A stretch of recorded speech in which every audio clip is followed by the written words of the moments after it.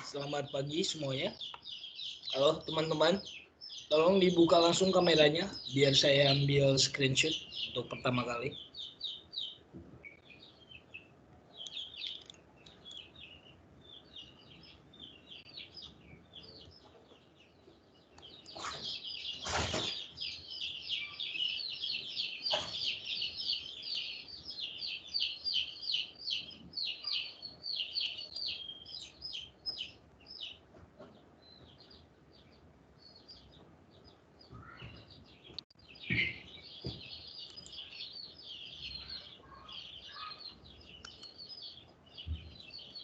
Ya, hari ini siap-siap ya, yang saya panggil namanya yang belum pernah presentasi, siap-siap.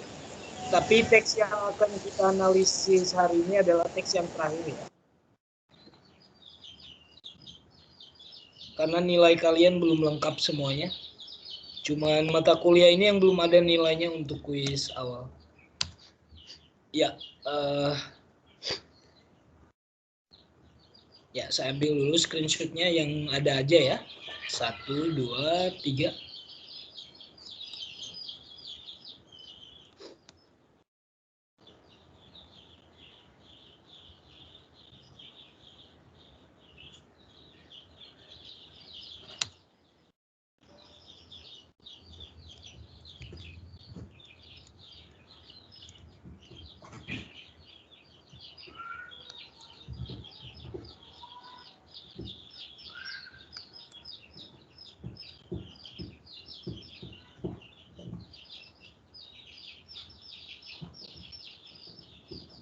Ya, silakan Jepanya bawa doa.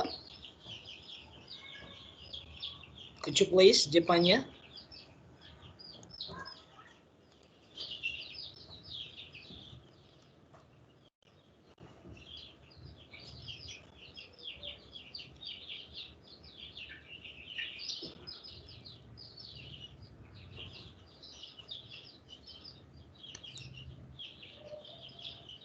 Jepanya ada di Jepanya sudah aktif di sini?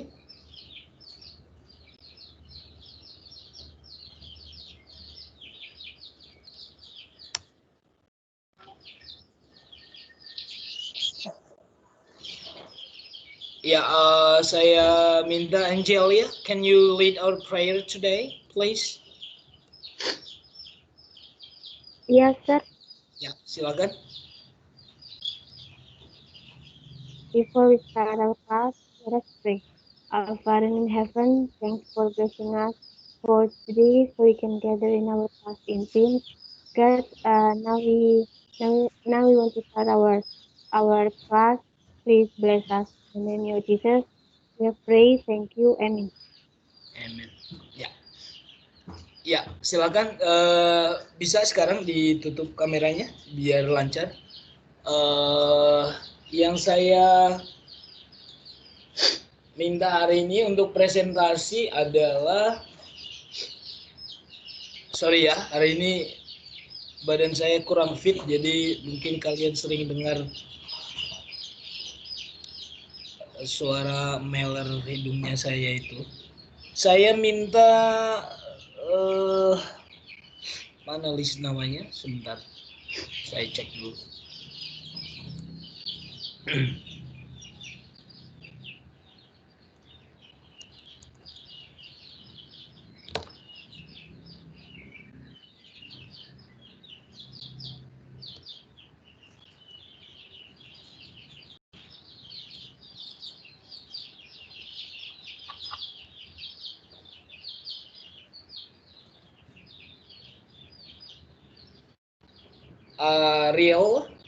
Real Gloria ada?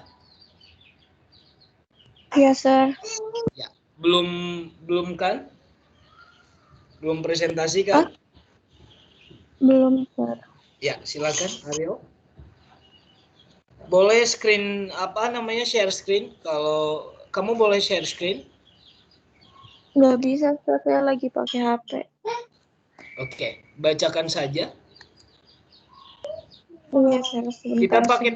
Kita pakai teks yang baru ya, yang tentang kidney disease. Iya. Ya. Baca bahasa Indonesia dulu apa langsung translate-nya, Syah? Boleh langsung translate aja. Do you know the main cause of kidney disease? If you don't, you're not alone. Sir, itu kalimat pertama doang kan yang dibaca? Ya itu nggak apa-apa, langsung 2 kalimat saja. Karena pertanyaan di depan langsung ada sambungannya. Benar, coba lanjut dianalisis. Kenapa tuh? Coba dianalisis seperti teman-teman kamu yang minggu lalu. Iya, saya pakai teori translation yang literalis, Sir. Kamu pakai teori metode atau apa? Kan ada teknik, ada metode, ada prosedur. Apa yang kamu?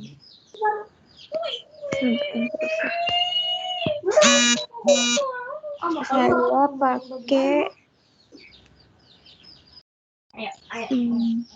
metode, Sir. Metodenya itu metode siapa? Punyanya Newmark, Sir. Oke. Kamu pakai metode apa tadi? Ini literal, Sir. Literal. Kenapa kamu pilih literal? Karena menurut saya itu yang paling cocok. Tadinya saya mau word for word, tapi menurut saya nggak nyambung, nggak rapi. Do you know the main causes of kidney disease if not you or not? Kenapa kamu terjemahkan do menjadi apakah? Apakah kamu terjemahkan apakah? Apakah do diterjemahkan apakah di dalam kamus? Tidak, Sir. Nah, terus kenapa kamu itu pakai literal?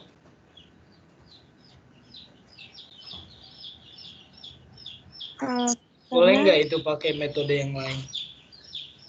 Pakai metode yang lain.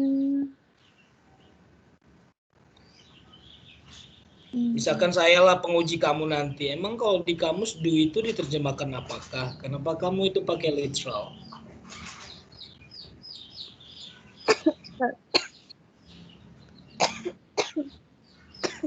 Karena menurut saya itu yang paling cocok, Sir, karena tidak mengubah arti dari kalimatnya itu. Emang semua penerjemahan itu tidak boleh mengubah arti, Ariel. Penerjemahan itu memang tidak boleh mengubah arti. Inti menerjemahkan itu yang pertama adalah harus menerjemahkan artinya dulu, bukan menerjemahkan strukturnya, tapi harus transfer meaning. Di sini memang artinya memang sudah dapat, tetapi penggunaan strukturnya kenapa bisa do kamu terjemahkan apakah? Kamus apa yang kamu gunakan?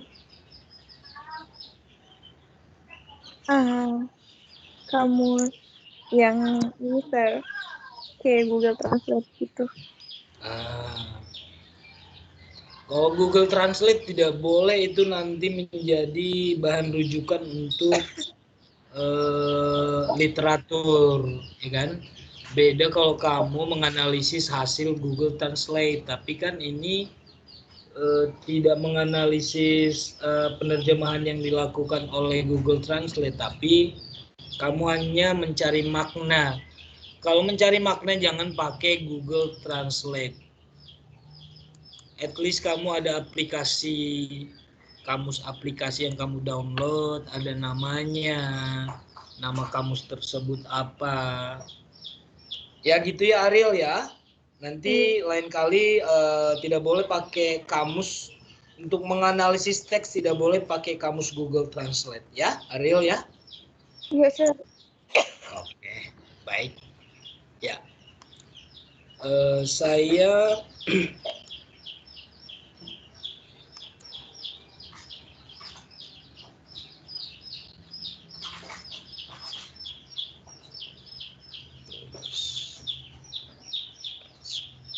Saya ke Elsa. Elsa?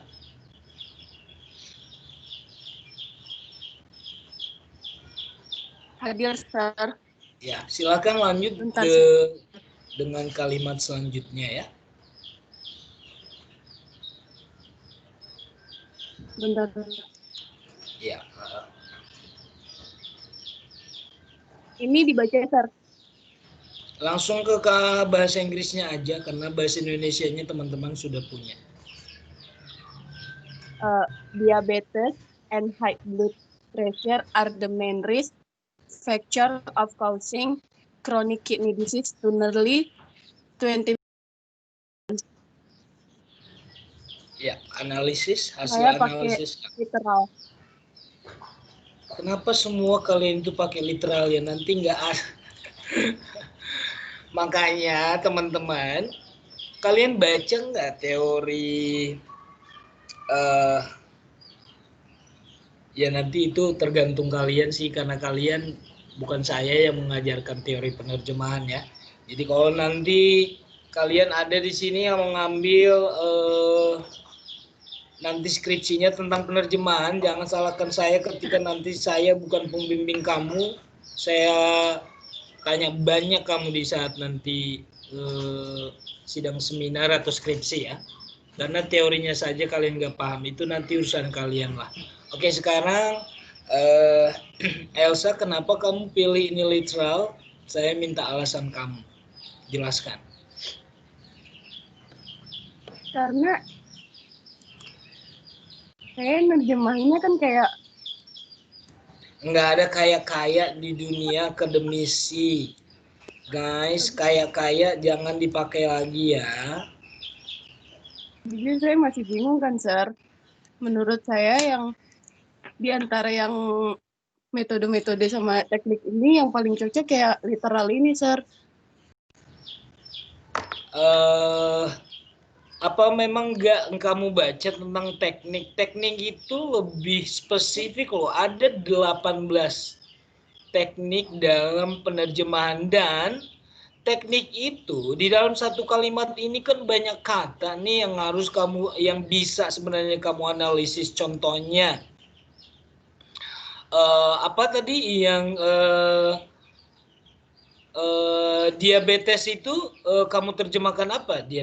Diabetes juga. Iya. Berarti kan ini bisa kamu pinjamkan, ini bisa pakai teknik borrowing kan? Jadi guys, kalau teknik makanya saya sarankan kalian lebih khusus ke teknik karena kalian itu lebih memahami dalam kalimat itu kan banyak kata, dalam satu kalimat banyak kata. Mungkin minimal pasti ada 3 kata lah, subjek, predikat, dan objek. Ada 3 mungkin data yang kamu analisis di satu kalimat gitu. Sedangkan kalau kamu pakai metode itu kan terlalu umum, sedangkan kata Newmark, metode itu biasanya dipakai untuk a whole text, teks keseluruhan gitu. Nah, kalaupun saya meminta alasan kamu itu alasan kamu belum mencukupi untuk apa namanya menganalisis data ini. Iya kayaknya atau menurut saya memang apa sih literal itu, saya tanya Elsa. Menurut si Newman literal itu apa sih pengertiannya? Coba jawablah pertanyaan saya itu.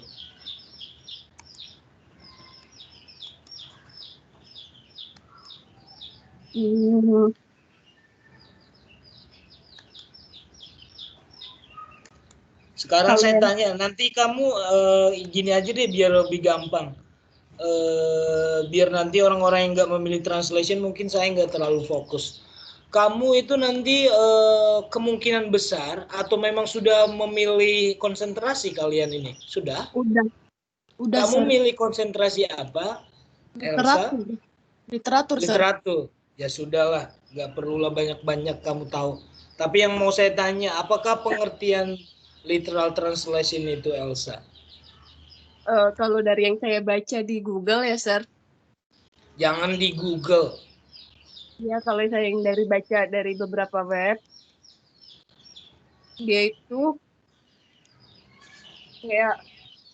kayak Ini nanti kalian dicecer lah kalau di kantor itu pakai kaya nggak ada kaya di akademisi. Ayo dikurangi pakai kata kaya. Ayo.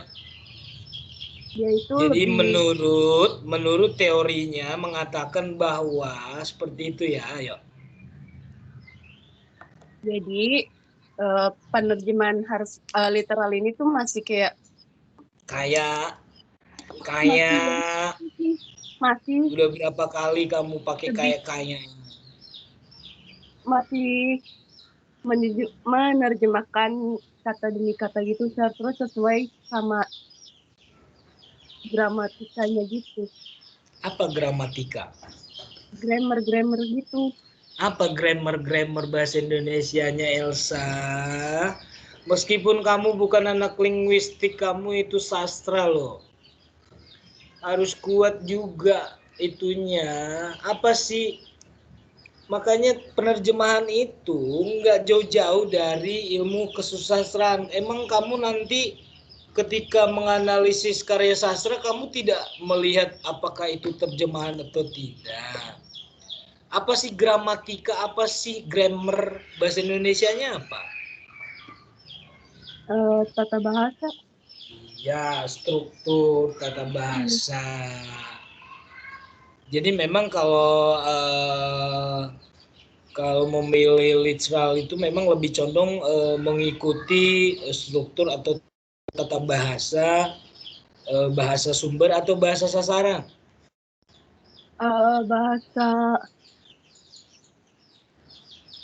Bahasa sasaran. Salah. Sumber. Nggak baca lah kamu. Ya, nggak baca lah kalian. Oke, nggak apa-apa karena kamu memilih jurusan literatur katanya, that's okay lah. Mungkin kamu kemarin itu juga tidak fokus untuk teori penerjemahan. Thank you Elsa. Yes, sir. Saya ke Estenia. Saya sudah. Sebentar saya pilih yang lain.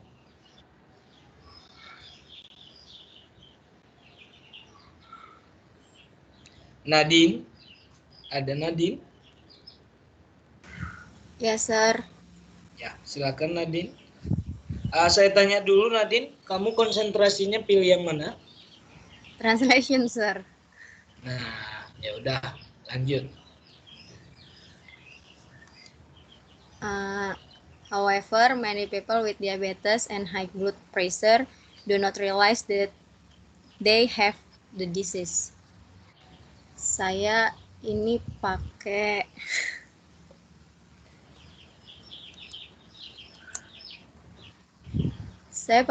ini word. Kamu metode atau teknik? Metode. Metodenya siapa? Teori siapa? Itunya Newmark, sir. Itunya apanya sih Newmark? Metode Newmark, sir, maksudnya. Ya makanya jangan pakai itu-itunya, nanti orang berpikir yang lain-lain. Ayo. Kamu pakai apa? Dari 8 metode itu kamu pakai word for word? Iya, sir. Coba kamu terjemahkan dulu satu kata yang ada di kalimat tersebut. Yet apa namanya? Namun itu bahasa Inggrisnya apa? However. Banyak. Many. Penderita.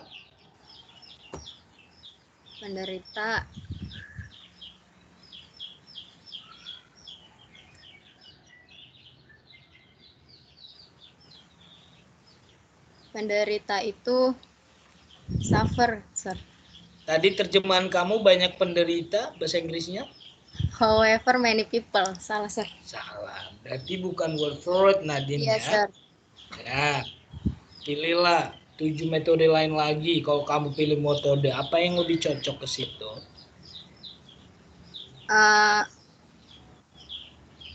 Sir, kalau literal itu kan itu ya, sir. Apa kalau literal itu berarti hampir sama kayak word ke word ya, sir?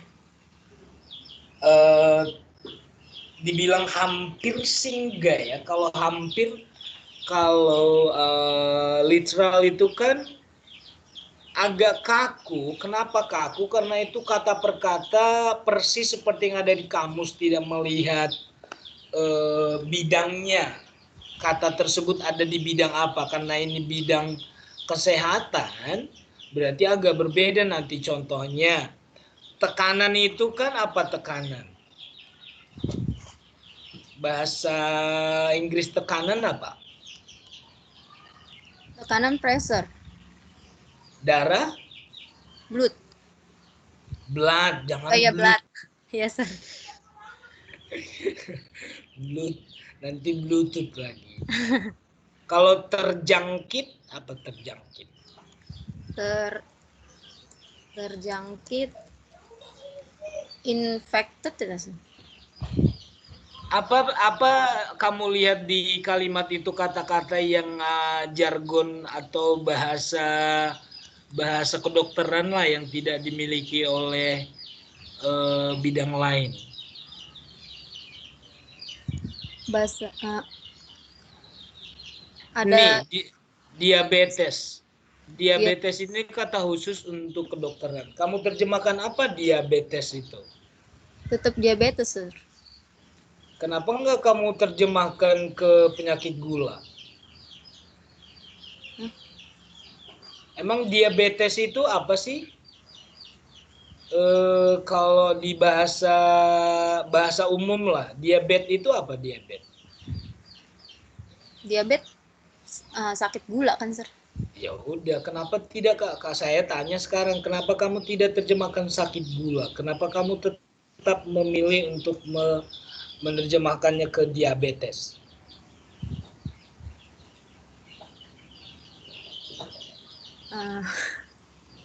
Nah, yang kayak gitu berarti kamu kalau udah mikir, itu makanya proses penerjemahan itu terjadi di situ, proses pemikiran kita itu. Makanya sebenarnya gak gampang kita melakukan analisis. Jadi kita yang menerjemahkan teks tersebut dan kita analisis sendiri, it takes a long time. Ya, kalau menganalisis hasil terjemahan orang sih gampang banget. Nah, sekarang sih saya tuntut untuk kamu terjemahkan sendiri, kamu analisis sendiri. Nah, jangan karena kamu analisis sendiri sesukanya kamu. Buktinya tadi ketika saya kasih pertanyaan, kamu sudah bingung. Berarti kamu sudah 2 kali melakukan kesalahan. Tadi bukan word for word. Nah, sekarang kamu literal.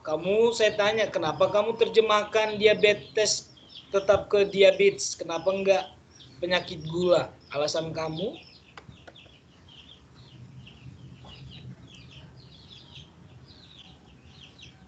Ayo, jawablah pertanyaan saya itu. Biar saya kasih nilai.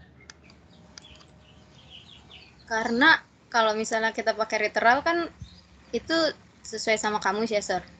Kan di ini bahasa Indonesianya kan penderita diabetes ya, sir. Terus kenapa saya bikin diabetes? Karena diabetes ya tetap diabetes, sir.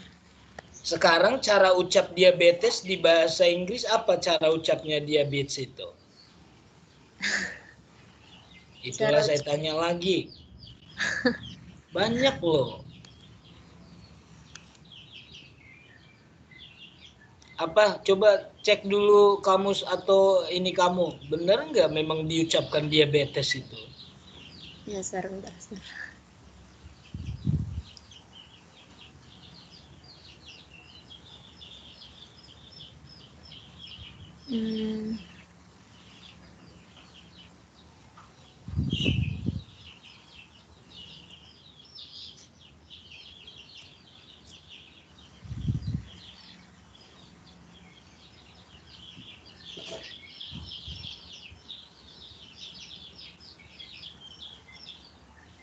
Di U-Dictionary tetap diabetes, sir.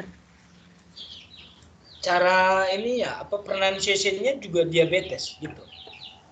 Tanda, sir.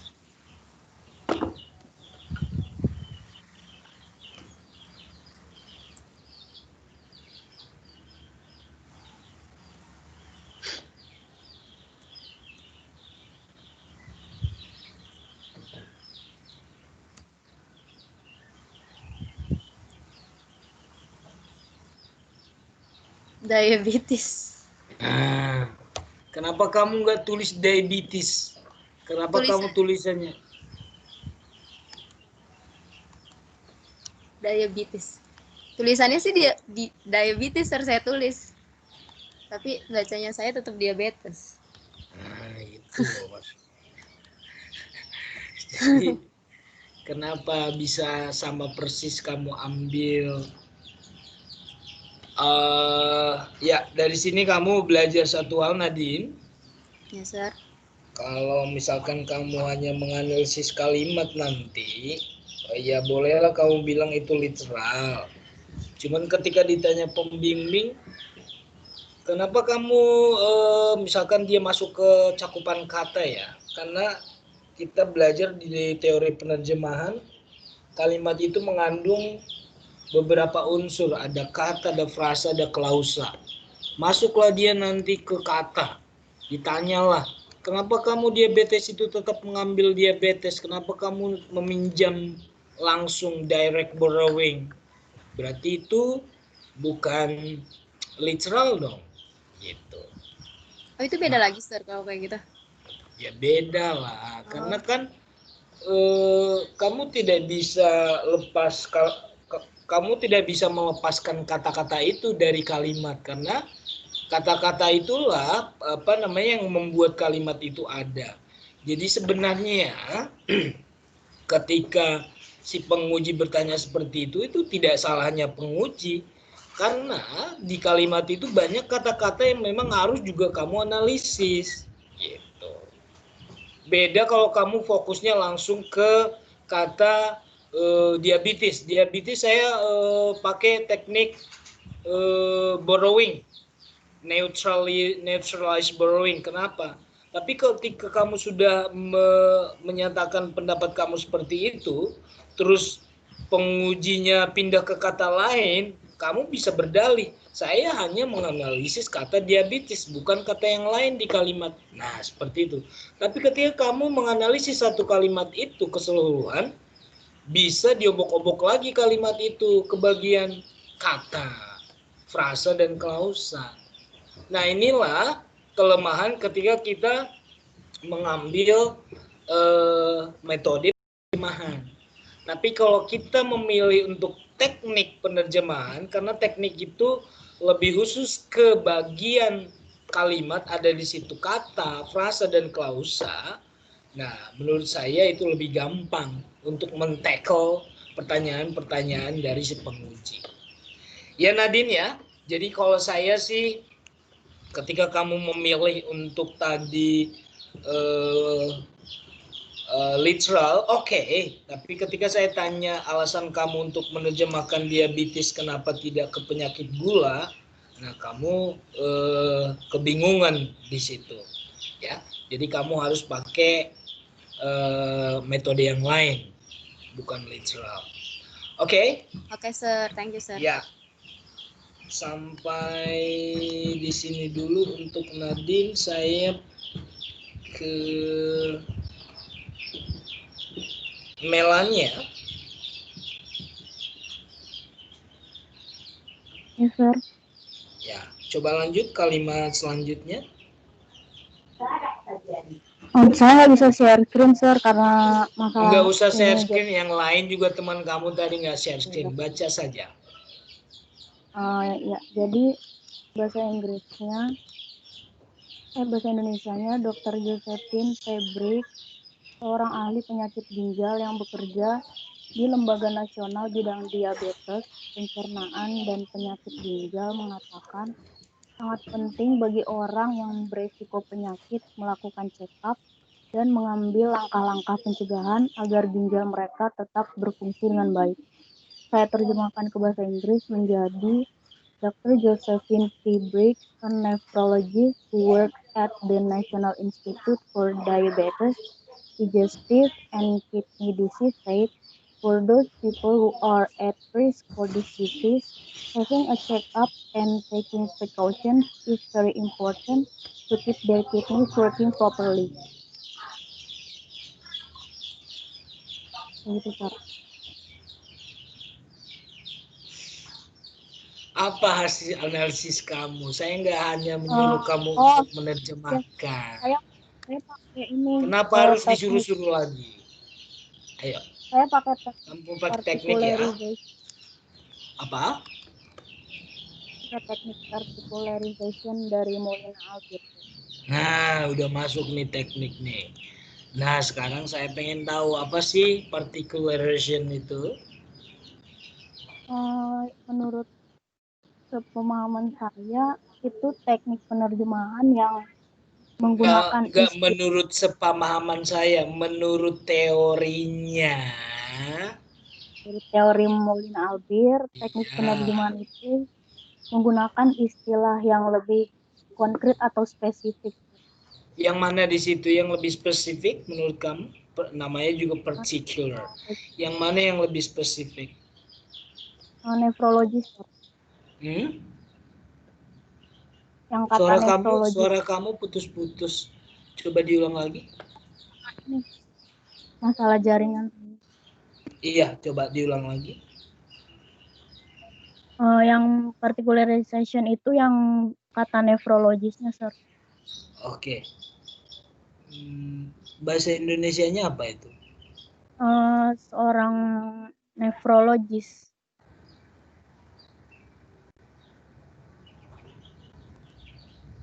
Emang di bahasa Indonesia yang saya kirimkan ada seorang nefrologis ya? Di bahasa Indonesianya seorang ahli penyakit ginjal. Iya, itu yang saya tanya tadi. Makanya saya cek di sini, kamu seorang nefrologis. Sedangkan saya cek teks saya nggak ada di sini. Nah, seorang ahli penyakit ginjal, kamu terjemahkan apa? Jadi nefrologis, a nephrologist. A nephrologist. Emang kalau nephrologis itu di kamus apa artinya? Kemarin saya cari di dictionary, nefrologis itu seorang yang ahli dalam spesialis ginjal, Sir. Di kamus apa itu kamu lihat? Seingat saya di Makanya kalau lain kali nih Melanie, ketika sudah lihat pakai kamus tersebut, jangan lupa mencatat nama kamusnya. Jadi enggak membayang-bayangkan. Jadi waktu itu saya mencari waktu itu apa nama kamus yang kamu gunakan. Nah, dari sini kalian mulai belajar, semua itu harus dibuktikan dengan data ya. Jadi nggak boleh pakai membayangkan atau apa dulu ya, nggak minta yang dulu tapi yang sekarang. Tetapi benar kata kamu, teknik particularization itu adalah ya memang ya mencari padanan yang lebih khusus ya. Nah, berarti ahli ginjal itu bukan memang untuk yang bersifat khusus ya, khusus ginjal ya. Iya, Sir. Kemarin saya udah ingat, saya cari di Merriam-Webster. Di Merriam-Webster itu specialist in nephrology ya ginjal. Oke. Ya. Emang istilah umumnya apa sih? Kalau kamu bilang itu istilah khusus, emang istilah umum untuk ahli penyakit ginjal itu apa istilah umumnya? Kidney specialist. Kidney specialist. Tapi ada kamu temukan sekarang di kamus Merriam, apa itu kamu bilang tadi?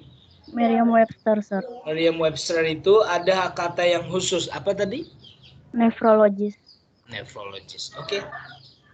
Yang penting kamu bisa menjawab ya.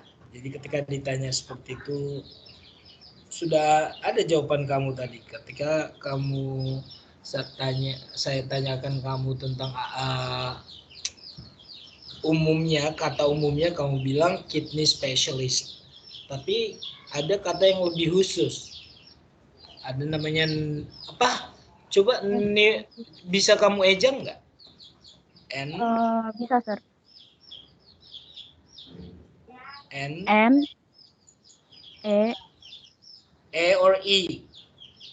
I E P P H H R R O O L L O O G G I S I T. yes. Nephrologist. Oke. Ya, baik Melanie, terima kasih sudah mantap menjawab pertanyaan dari saya. Pertanyaan saya, kamu nanti bukan nanti, kamu ambil konsentrasi apa, Melan? Translation, Sir. Oke, berarti ilmu kamu sudah mumpuni berarti. Terima kasih Melanie, saya ke Naomi.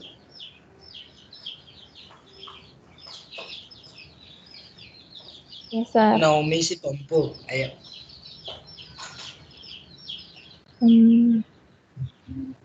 March is National Kidney Day, and the National Institute for Diabetes, Digestive and Kidney Disease Education programs warn everyone at risk for kidney disease to know the importance of routine testing and treatment services to prevent or slow us down from kidney failure. Saya di sini pakai metode literal, Sir.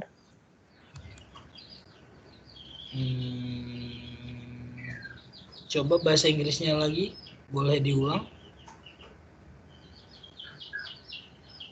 March is National Kidney Day, and the National Institute for Diabetes, Digestive and Kidney Disease Education programs warn everyone at risk for kidney disease to know the importance of routine testing and treatment services to prevent or slow us down from kidney failure.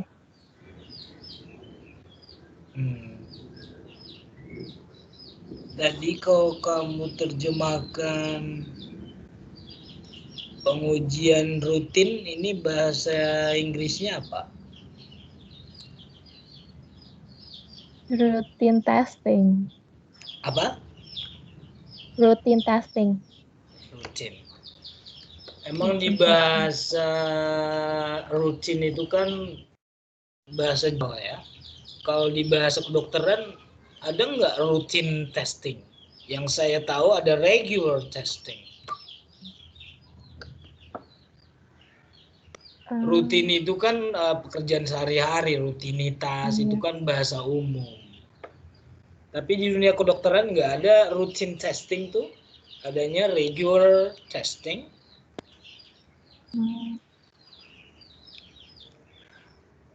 Oke, bolehlah karena kamu milih literal, terserah kamu karena kamu yang menerjemahkan. Nah sekarang apa hari ginjal nasional itu secara ya di dunia bahasa Inggrisnya apa sih?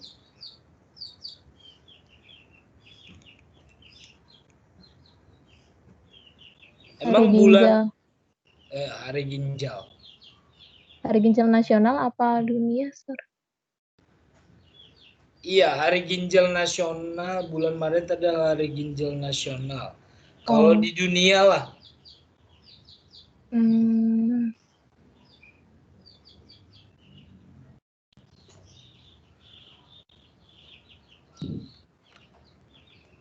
Kamu tadi terjemahkan National Kidney Day.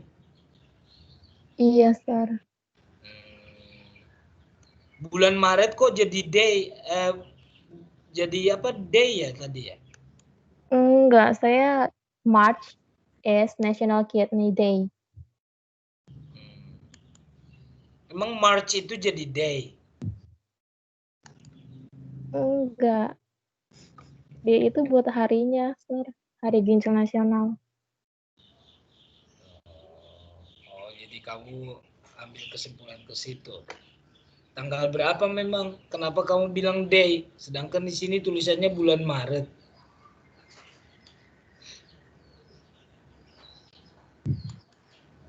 Keseluruhan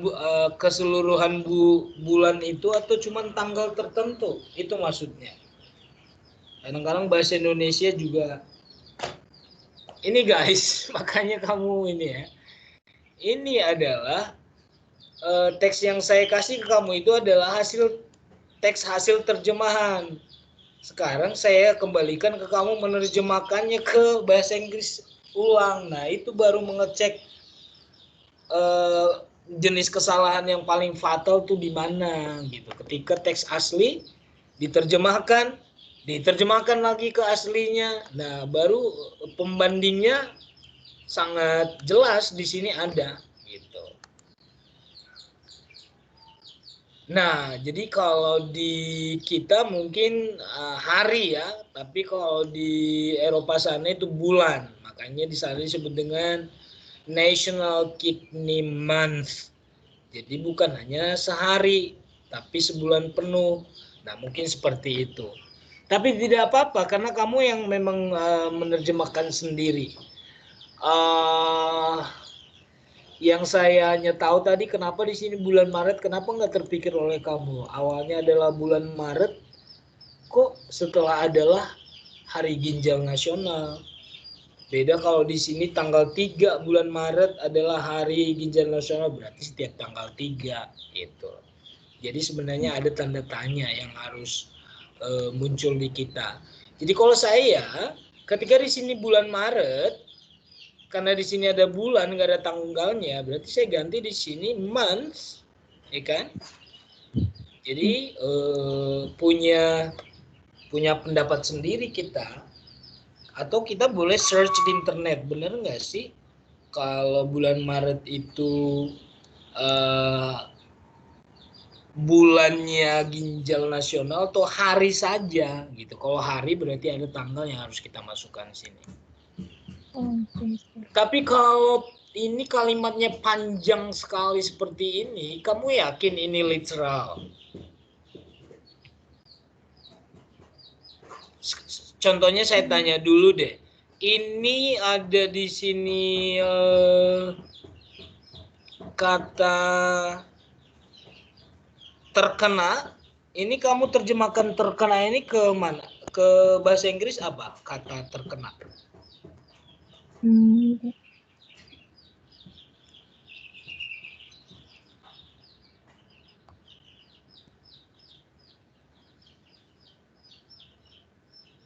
Breaks for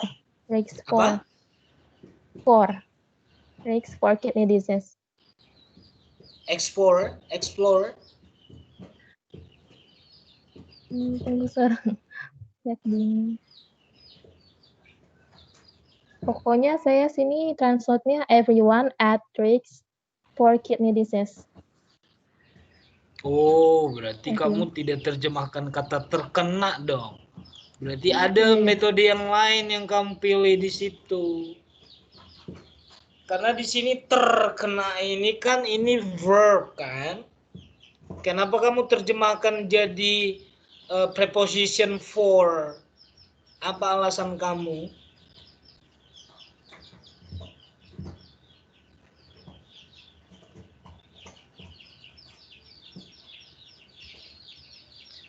Oke, kalau alasan kamu adalah memilih struktur bahasa Inggris yang memang seperti itu, berarti bukan literal translation.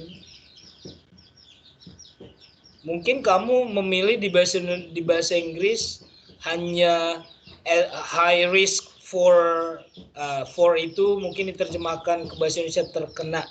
Tapi kan kamu menerjemahkan terkena itu ke bahasa Inggris. Tapi kamu tidak menerjemahkan kata terkenanya, tapi hanya menggantinya dengan kata for.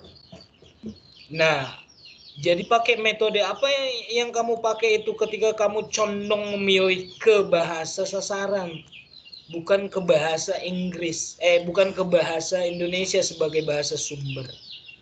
Anggaplah ini memang bahasa sumbernya ini bahasa Indonesia teks aslinya ya. Meskipun saya kasih tahu tadi ini adalah memang teks sebenarnya itu teks aslinya bahasa Inggris dan bahasa Indonesia yang sudah hasil teks bahasa Indonesia, hasil terjemahannya ke bahasa Indonesia saya kasih ke kamu dan kamu saya suruh kembali terjemahkan ke bahasa Inggris. Gitu. Berarti bahasa kalau ditanya orang ya teks aslinya kita ini sekarang bahasa Indonesia. Orang nggak tahu bahwasanya teks ini adalah hasil terjemahan dari bahasa Inggris awalnya.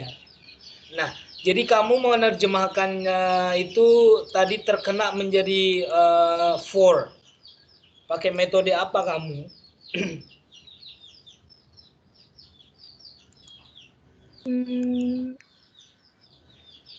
Saya sih menganggapnya literal. Ada nggak yang kaku di situ menurut kamu kalau literal?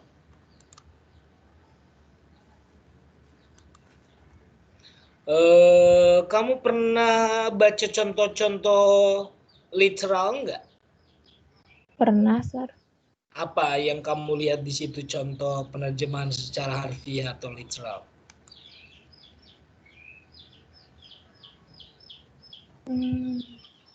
Contohnya gini deh, yang memang sering mahasiswa juga ini.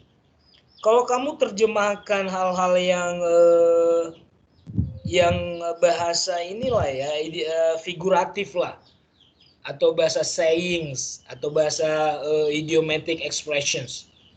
Yang ini loh, kalau kamu terjemahkan hujan kucing dan anjing dari It's Raining Cats and Dogs. Memang kan rain itu kan hujan, cats itu kan kucing, dogs anjing. Tapi kenapa kamu terjemahkan ketika kamu terjemahkan ke literal maknanya agak kaku, hujan kucing dan anjing. Emang ada hujan kucing dan anjing? Nggak ada, artinya adalah hujan lebat kan. Itulah contoh yang kalau literal itu kaku. Makanya kaku tadi saya bilang, masa sih It's Raining Cats and Dogs itu sedang turun hujan kucing dan anjing. Nah, ya itulah contoh penerjemahan literal yang memang terlihat kekakuannya, karena memang rain hujan, cats di kamus juga kucing, dog di kamus juga anjing. Makanya diterjemahkan secara harfiah atau literal menjadi hujan kucing dan anjing. Tapi kan maknanya tidak dapat, ya kan? Yes, sir. Nah, jadi nanti ketika kamu tidak melihat banyak contoh, apa sih contoh harfiah itu, nanti semuanya lah kalian masukkan ke literal. Nggak ada lah terpakai metode yang lain. Gitu loh. Ketika maknanya itu belum kita pahami, apa sih perbedaannya 8 metode si Newmark itu? Apa sih bedanya tadi siapa yang tadi yang Nadine ya, antara harfiah dan word for word aja dia masih bingung gitu. Okay, thanks. Nah sekarang saya tanya kamu Naomi, kamu jurusan konsentrasinya apa? Translation, sir. Nah, jadi wajar saya menanyakan itu. Kalau kamu tadi seperti siapa tadi? Elsa yang memilih jurusan literatur ya nggak apa-apa. Cuman karena kamu nanti ke translation, ya apalagi nanti kamu ketemu dengan Dr. Bena ya. Ya habislah kamu dicecer nanti. Jadi nanti kamu pahami dulu makna setiap 8 metode itu ya, Naomi ya. Yes, sir. Ya, itu saja. Coba kamu baca hasil penelitian orang dan contoh-contoh yang mereka berikan di metode literal translation tadi. Jadi jangan, karena dari kemarin banyak teman kamu literal semua, ketika ditanya bingung dianya. Kamu juga nanti Naomi perbanyak lihat contoh-contohnya saja ya, biar kamu nanti bisa lebih paham. Oh, ini sebenarnya arti literal. Ketika diterjemahkan, oh artinya kaku ya, gitu. Ya? Ya, Sir. Oke. Thank you Naomi. Oke, thank you, Sir. Putri. Yes, sir. Ya, nah, kamu sekarang. Oke. Jika Anda memiliki diabetes atau tekanan darah tinggi, Anda harus segera melakukan konsultasi dengan dokter Anda atau untuk melakukan check up. Di sini saya translate-nya itu, if you have diabetes or hypertension, you must immediately consult with your doctor for check up. Di sini saya menggunakan teknik Molina yang particularization sama linguistic compression. Jadi di sini ada dua yang saya analisis. Yang pertama itu yang hypertension. Kan di sini itu tekanan darah tinggi. Jadi saya mencari padanan kata tekanan darah tinggi itu di KBBI itu adalah nama penyakitnya hipertensi. Jadi ketika saya translate ke dalam bahasa Inggris itu bahasa Inggrisnya adalah hypertension. Makanya saya menggunakan teknik particularization. Terus yang kedua itu ada di kata melakukan konsultasi dan melakukan check up. Jadi saya di sini membuang kata melakukannya. Saya mengurangi unsur linguistiknya. Jadi saya menggunakan linguistic compression. Yang mana yang di situ linguistic compression atau yang berbau linguistiknya yang memang kamu hilangkan? Di mana? Kata yang mana? Kan di sini harusnya melakukan konsultasi. Jadi saya cuma pakai consult doang, enggak do consult. Oh, dua kata kamu kompres menjadi hanya consult. Iya, Sir. Coba sebentar saya cek dulu ya. Yang di atas tadi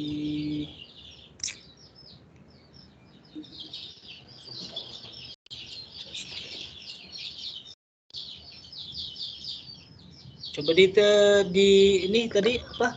Dari awal deh. If you have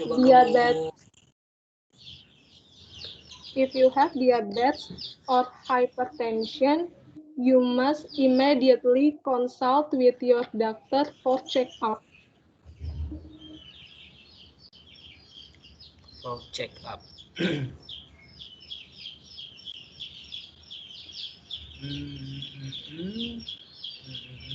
Melakukan check-up. For check-up. Oke, linguistic compression. Bolehlah. Yang tadi apa yang satu lagi? Particularization. Yang hypertension, Sir. Harusnya kan tekanan darah tinggi itu adalah high blood pressure. Cuma mungkin agak didengarnya agak kurang enak. Mungkin tidak dimengerti juga sama bahasa sasarannya. Jadi saya cari padanan katanya di KBBI itu adalah hipertensi. Hipertensi. Ya. Dan terjemahannya hipertensi itu keterangannya tekanan darah tinggi. Iya, Sir. Oke. Boleh. Ya, di sini kamu sudah menemukan dua data berarti ya. Nah, ini enaknya guys, ketika kamu mencoba menganalisnya seperti si Putri memakai teknik, banyak gitu dalam kalimat itu mungkin ada 2-3 data yang kamu temukan yang bisa kamu analisis. Jadi nanti di saat kalian menganalisis data tidak perlu kamu ambil banyak-banyak gitu ya, karena di satu kalimat saja sebenarnya sudah ada 3 yang kita analisis. Ya, jadi maksud saya cuman pendalaman analisisnya aja yang memang harus kalian jeli. Jadi sebelum kalian menganalisis, pahami dulu makna setiap teknik atau makna setiap metode yang diberikan oleh si pemberi teorinya. Gitu. Nah, jadi di sini teman kamu sudah tadi dua ada namanya particularization. Tadi teman kamu satu orang yang juga sudah menjelaskan tentang particularization. Nih ada yang kedua nih si Putri mengatakan ada namanya linguistic compression. Linguistic compression ini nanti kamu lihatlah. Namanya juga kompres ya. Dipersempit atau ada yang dihilangkan secara linguistik ya. Namanya secara linguistik ada di situ yang hilang antara subjek, predikat dan objek atau noun, adjective, adverb, verb ada yang hilang di situ. Dan di sini si Putri menghilangkan verb melakukan, tapi dia hanya tapi ada yang kamu ubah di sini shifting ya namanya di sini ya Putri ya. Jadi konsultasi kan di bahasa Indonesia ini kan melakukan konsultasi berarti melakukan adalah predicate-nya, konsultasi adalah objeknya. Bukan begitu? Putri? Gimana, Sir? Suaranya maaf putus-putus. Suara siapa? Suara saya? Iya. Iya, suara kamu tadi juga saya pikir suara kamu yang jelek, putus-putus dari sana. Nah, ketika kamu kompres ini, kamu kan mengkompres ini menjadi satu kata kerja to consult kan? Iya, Sir. Nah, ada di sini juga yang memang harus dipertanyakan. Ada namanya shifting ya kan, kamu mengubah kelas kata. Melakukan konsultasi, melakukan verb, ini konsultasi berarti sini noun. Tapi kamu menerjemahkannya to consult, benar? Iya. Berarti kamu mengubah apa nih di sini? Mengubah mengubah apa? Dari noun ke Verb. ya, kamu juga bisa menambahkan seperti itu. Jadi atau meskipun kamu tidak analisis, kamu juga harus memahami itu ketika ditanya kamu paham. Sudah ya? Oke, Sir. Oke, Putri. Mudah-mudahan analisis kamu beginilah nanti ketika kamu sudah masuk ke seminar atau proposal seminar. Saya lanjut ke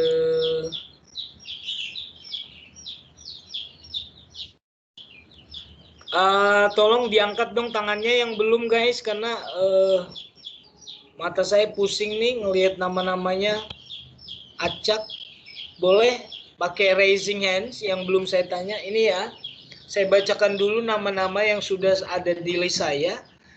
Deborah, Angelia, Cristianto, Angela, Tiurma, Esteria, Doras, Enrico, Ezra, Gersen, Ariel, Elsa, Nadine, Melania, Naomi, Putri. Yang belum namanya saya sebutkan tadi, coba ada menu raising hands di situ.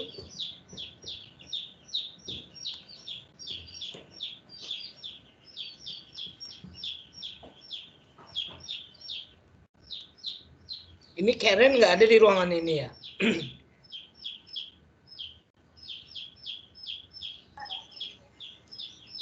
Karen rumahnya mati lampu, Sir, jadi wifi-nya mati.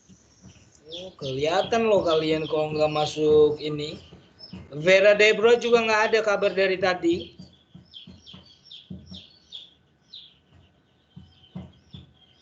Oh, lain kali saya cek nama-nama yang nggak masuk ya.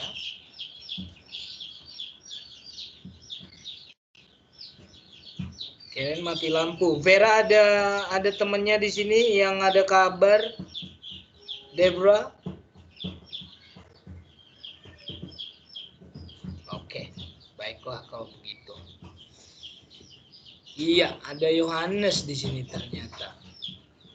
Jason dulu deh. Jason, lanjut Jason. Ya, Sir. Ya, Jika tidak segera diobati, penyakit ginjal Anda bisa menyebabkan gagal ginjal. oke. If not treated right away, the kidney disease may cause a kidney failure. Kalau di sini saya kayaknya sih pakai itu, Sir, pakai metode pakai teknik transposition, karena kalau kita ngikutin grammarnya bahasa Indonesia, jika tidak segera diobati, berarti kalau harafiah diterjemahkan ke Inggris jadi if not right away treated, kan nggak sesuai dengan grammar Inggris. Jadi segeranya pindah ke setelah diobati, Sir, kalau di Inggrisnya. Jadi if not treated right away, sama penyakit ginjal jadi kidney disease, pakai penerjemahan CALC, karena itu frasa kan yang diubah, Sir. Jadi sesuai dengan tatanan bahasa Inggris jadi kidney disease, sama kayak gagal ginjal jadi kidney failure, pakai CALC juga, Sir. Oke, Jason, kamu nanti bukan nanti, saya salah tanya terus. Konsentrasinya apa? Literatur, Sir. Oh, bagus. Ya sudahlah, karena penjelasan kamu sudah bagus menurut saya, kamu sudah calc dan yang saya tanyakan apa sih bedanya calc dengan borrowing, Jason? Kalau borrowing itu, kalau yang saya baca sih kemarin sih, Sir, kalau borrowing itu misalnya dari kayak grup, bahasa Inggris grup di Indonesia itu jadi grup, tapi ada perubahan hilang karena kita nggak ada GROUP, jadi di sini sesuai dengan penyebutannya aja jadi GRUP. Kalau misalnya calc itu kayak misal di bahasa Inggris ini kayak misalnya kidney failure, itu jadi gagal ginjal, cuma mengikuti strukturnya aja, Sir. Struktur bahasa Inggris atau struktur bahasa aslinya. Kalau hotdog tetap hotdog, bukan? Iya, Sir. Bukan dog hot kan? Bukan, Sir. Berarti itu masuk ke calc atau borrowing? Borrowing, Sir. Oke, berarti di borrowing juga ada dua hal yang memang kita harus pahami ya. Jadi bukan hanya menyesuaikan dengan bunyi bahasa sasaran, tapi juga harus ada yang direct, ada yang neutralized. Ya, Jason, karena kamu anak literatur, saya tidak fokus banyak bertanya maksudnya. Jadi penjelasan kamu sudah bagus, malah lebih bagus dari orang-orang yang memilih konsentrasi translation sejauh ini. Thank you, Jason. Thank you, Sir. Saya ke Intan.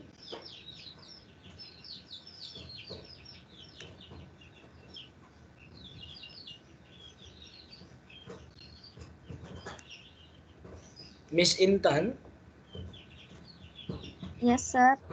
Ya, lanjut. Jika hal itu terjadi, satu-satunya pilihan Anda adalah melakukan dialisis atau pencangkokan ginjal. Diterjemahkan menjadi if that happens, your only options are dialysis or a kidney transplant. Analisis saya pilih linguistic compression, yaitu penghilangan kata hal dan kata melakukan, karena menurut saya itu terlalu banyak kayak terlalu pemborosan kata gitu, Sir. Kayak sebenarnya bisa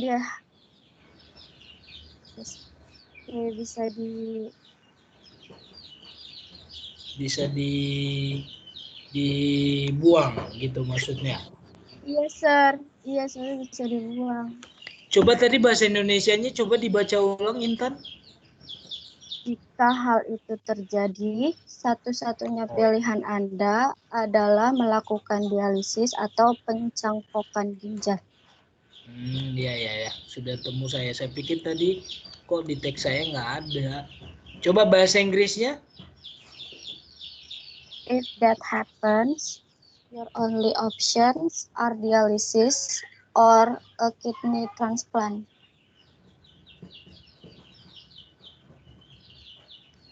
Kamu tadi coba analisisnya.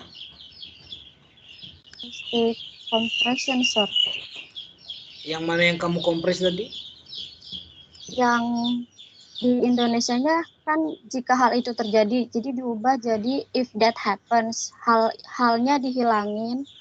Terus yang melakukan dialisis itu diubah jadi dialysis aja. Dialysis.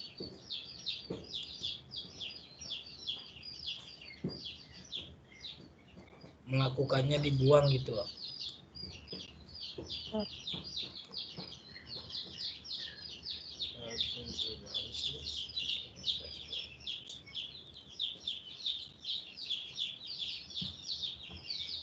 Pencangkokan ginjal kamu terjemahkan apa? Kidney transplant. Oke, bagus. Oke, baiklah. Karena waktu kita tidak banyak, saya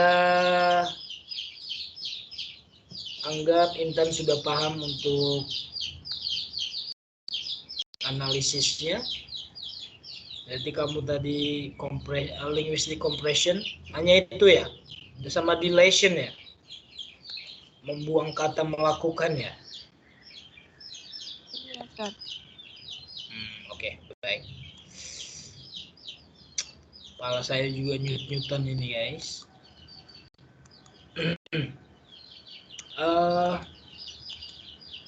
Ada Jepanya.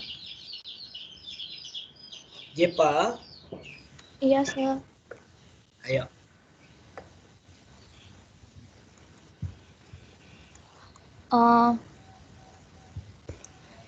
Bahasa Indonesianya jangan menunggu sampai adanya gejala-gejala.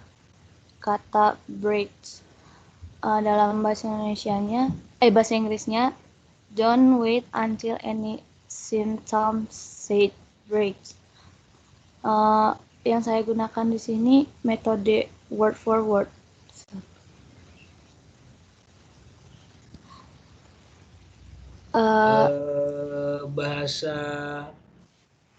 Bahasa Inggrisnya coba diulang, Cipa. Don't wait until any symptoms say breaks. Until any symptoms. Iya. Adanya apa? Adanya. Ya, adanya saya hilangin. Saya masih bingung sih, Sir. Dua metode ini. Jadi saya bingungnya ini kayaknya bisa word for word sama. Kalimat sebentar. Coba diulangi kalimat bahasa Indonesianya. Yang lain coba dituliskan atau didengar saja, nanti saya tanya. Coba diulang bahasa Inggrisnya. Don't wait until any symptoms say breaks. Don't wait until any symptoms. Itu kalimat nggak menurut kamu, Jepa? Itu masih klausa don't wait until symptoms. Jangan menunggu sampai gejala. Sampai apa? Sampai muncul, sampai ada, itu yang kamu nggak boleh hilangkan. Makanya kalau kamu hilangkan adanya, hilanglah arti kalimat kamu itu. Don't wait until, orang peribahasa aja ada kok, don't wait until tomorrow. Don't wait until I come back here. Jangan tunggu sampai saya datang kemari. Jadi harus ada predikatnya. Dan adanya itu predikat di kalimat itu, Jepa. Nah, inilah ketika grammar kamu tidak mumpuni atau belum memadai, ketika disuruh menerjemahkan ke bahasa Inggris, marah nanti orang Inggris itu karena maknanya kamu hilangkan. Jepa, sekarang gini, analisis kamu apa tadi? Coba. Yang word for word. Salah berarti. Karena kalau word for word, don't wait. Kalau word for word, kenapa ada penghilangan? Adanya nggak kamu terjemahkan, berarti bukan word for word. Kalau word for word, adanya juga harus kamu terjemahkan. Gitu bukan? Yes, sir. Ya, nanti dibaca lagi teorinya ya, Jepa ya. Oke, sir. Ya. Saya lanjut ke yang terakhir, ini ada Yohanes. Ini Yohanes ini yang orang Bekasi itu bukan? Yes, sir. Ya. Kamu yakin kamu ini ambil mata kuliah ini? Yakin, sir. Kan kamu grammar belum lulus. Yes, sir. Ya sudah, kita lihatlah Lagi. nanti ya. Ayo. Lanjut. Ninja menyerang tiba-tiba. Target language-nya kidney, disease, strike, sudden, sir. Pakai literal translation, sir, metodenya. Pakai apa? Metode Newmark, sir, literal translation. Suaranya putus-putus, nggak dengar saya. Pakai metode Newmark, sir. Pakai literal translation metodenya. Oke, coba bahasa Inggrisnya tadi apa? Yo. Kidney disease strike suddenly. Sudden. Ya suddenly, sir. Nggak ada suddenly. Suddenly. Sudden. Inilah kamu ketika sudah lama nggak masuk kelas ya. Kata-kata yang sering kita gunakan aja masih banyak tadi bersalahan. Ada yang blood, ada yang sudden, ada yang inilah yang harus ini ya. Banyak lagi membaca yo. Kenapa kamu apa tadi strike suddenly ya? Kalau strike suddenly ini bahasa umumnya seperti penyerangan fisik ini. Ini terjemahannya kurang masuk ke dunia kedokteran ini kalau suddenly ini. Kalau misalkan strike suddenly secara umum itu physical mungkin ya, secara fisik, menendang secara tiba-tiba, memukul tiba-tiba. Tapi ini tentang penyakit, jadi nggak ada di sini suddenly. Yo. Ya, sir. Ya, perbanyak lagi kosakatanya ya. Ya, sir. Ya, ini masih mentah banget terjemahan kamu ini. Kalau diartikan nanti di dunia kedokteran nanti puyeng jadinya. Tapi nggak apa-apa karena kita bukan dunia kedokteran. Maksud saya adalah di sini banyaklah kalian latihan membaca juga ke teks-teks yang lainnya. Jadi ketika kita dihadapkan dengan teks yang bukan secara umum kita paham. Ada lagi yang lain, guys. Saya cek dulu di sini. Maaf agak berisik ya. Yang umat Muslim tolong di sebentar. Ini yang nggak masuk hari ini ada. Saya catat ini aja deh. Mulai sekarang saya cek ya kehadiran kalian ya. Saya sebentar. Adila nyahut ketika saya panggil. Adila?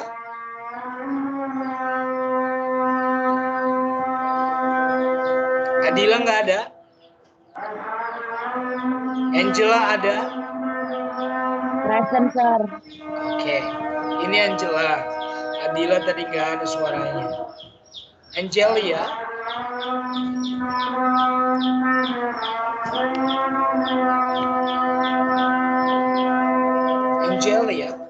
Ada, Sir. Ya.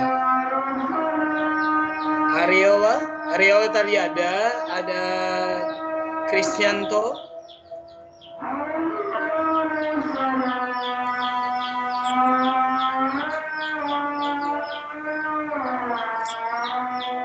Kristianto suaranya mana? Doras. Present, Sir. Elsa tadi ada. Ya. Esteria. Esteria ada enggak?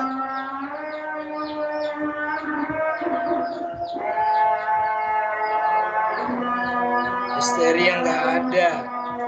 Ezra. Oh, Esteria ada. Present, Sir. Ezra. Present, Sir. Ya. Gersen.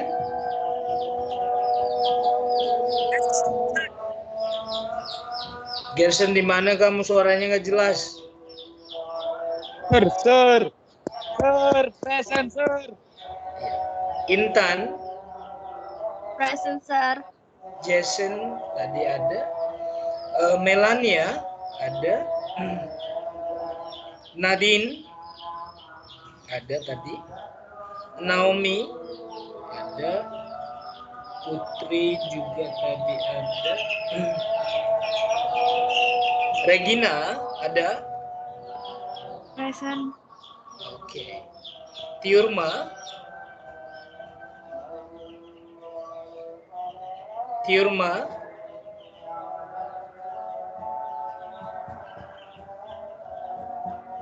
Tidur nih anak ini. Wahyuni. Present, Sir. Ya. Yohanes tadi ada. Jepanya juga tadi ada. Jadi yang saya nggak anggap hadir hari ini adalah Karen, Vera, Adila, Tiurma.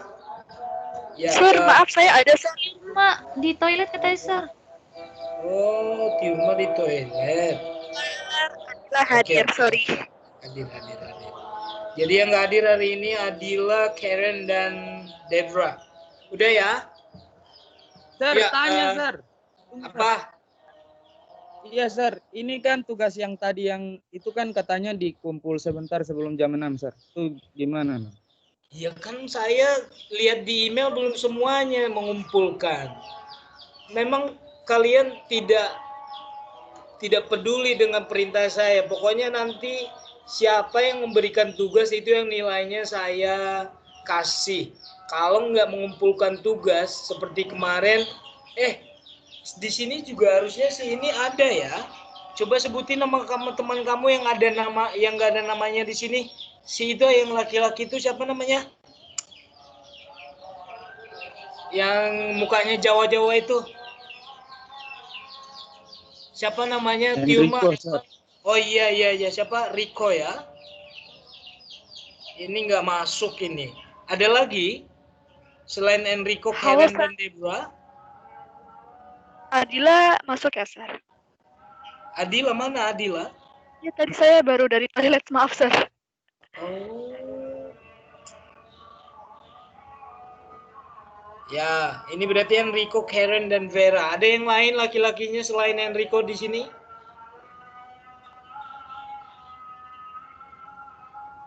Iya, yang lain dengerin, capek-capek, Enrico tidur-tiduran. Hati-hatilah orang-orang yang gak masuk kelas saya ini ya. Siapa kira-kira yang belum mengumpulkan tugas ke email atau kalian kirim ke email? Karen? Bukan. Tiurma?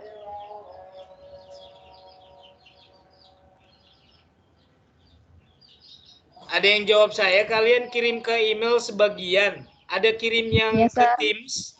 Ada yang kirim ke Teams. Saya di email, Sir. Email Saya ke Sir. email, Sir. Saya di Teams. Oh ya udah, nanti berarti ada Teams, ada saya cek dua-duanya. Asal jangan double ya, ke Teams iya, email iya, pusing nanti saya. Terima kasih guys. Siap. Saya minta Angela, bukan Angela lagi, nanti marah dia kalau saya suruh bawa 2 terus. Saya minta yang laki aja deh. Kristianto, kamu muslim kan? Bawa dalam 2 bisa? Gimana, Sir? Enggak apa-apa, meskipun muslim bawa dalam 2 bisa. Saya Katolik, Sir. Oh, ya. Baik, kamu yang bawa dalam 2, silakan. Baik, Sir. In English, Sir, atau Indonesia? In bahasa Batak also, you can make it. Teman-teman, sebelum kita mengakhiri kelas pada hari ini, marilah kita bersatu dalam doa. Ya Tuhan, terima kasih atas bimbinganmu pada mata kuliah Indonesia English Translation pada hari ini. Semoga apa yang disampaikan oleh Mr. Gunawan bisa bermanfaat bagi kita semua. Sekarang kami akan melanjutkan aktivitas kami bagaimana mestinya. Berkatilah dan bimbinglah kami semua ya Tuhan, agar semuanya berjalan dengan lancar pada hari ini. Terima kasih ya Tuhan, dan Yesus Tuhan antara kami. Amin. Ya. Guys, terima kasih, Tuhan memberkati. Thank you, sir. Sehat selalu ya. Jaga Thank you, kesehatan, sir. jangan sakit-sakit. Thank you, sir. Thank you, sir. Bye. Thank you, sir.